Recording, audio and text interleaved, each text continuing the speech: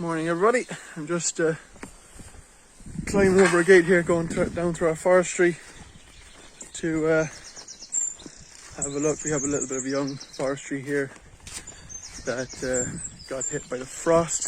I just want to check it out. Got hit by the frost about a week ago. I just want to check it out again, see how it's coming on. So the last few weeks we've been talking about the principles, ethics and techniques that this project is founded on. A couple of weeks ago we talked about what is permaculture, or what is the CSA. The week after that we talked about permaculture and most of the other techniques and principles that we'll be talking about from now on will all fit under that big umbrella term of permaculture, or align with permaculture values. And today I'm talking about a technique that we're setting up our garden using and will henceforth be practicing, and that's called no-till, also known as no-dig. Now if you're hearing that for the first time, that phrase might be a little bit confusing. Don't all farmers and gardeners plough the land, dig the land? You know, isn't it a vital part of the farming season? Well, it certainly used to be. And I remember myself digging yards and yards of vegetable beds, incorporating manure and double digging, and all by hand with the spade. But as the onward march of science progresses, we found out that's not really best practice, as it turns out. Sorry, I'm just going to climb over this gate again here. In fact, if you dig, the main reasons for digging is soil structure, you know, aeration, to incorporate fertility. You're digging in manure or whatever you're digging in, compost, or and also to bury the weeds. But if you're burying the weeds or turning up the sod, you're actually exposing more weed seeds. You know what I mean? So it's counterproductive that way. Also, when you're turning up the sod, the carbon in the soil reacts with the oxygen and comes off as carbon dioxide, contributing to climate change. And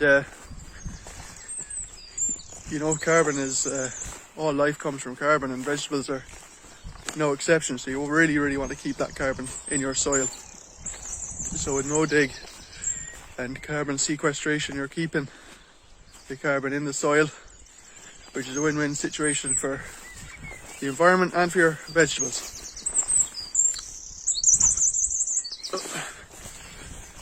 So on top of that,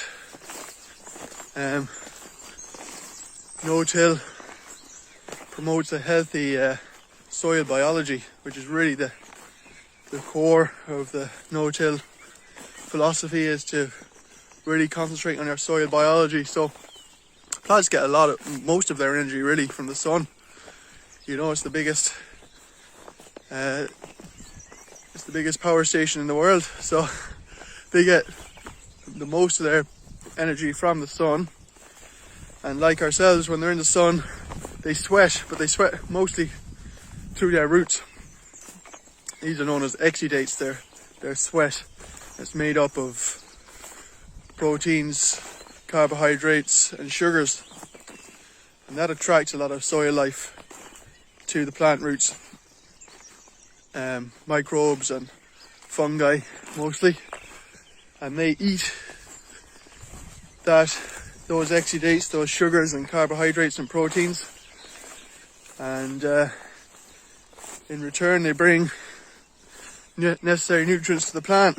Not only nitrogen and phosphorus and potassium, the three commonly known elements, but they also bring a lot of micronutrients and everything really that the plant needs. And if you dig, you're destroying that build-up of that life in the soil. So no dig really promotes healthy biology as well as carbon sequestration, and also it's less work. Digging by hand is a lot of work.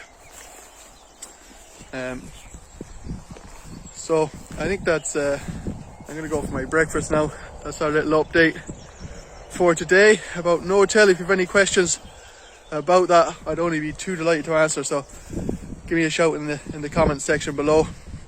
And yeah, let me know. I'm going for my breakfast. Enjoy the sunshine. I hope you get a lovely summer holiday tan, staying at home in COVID-19.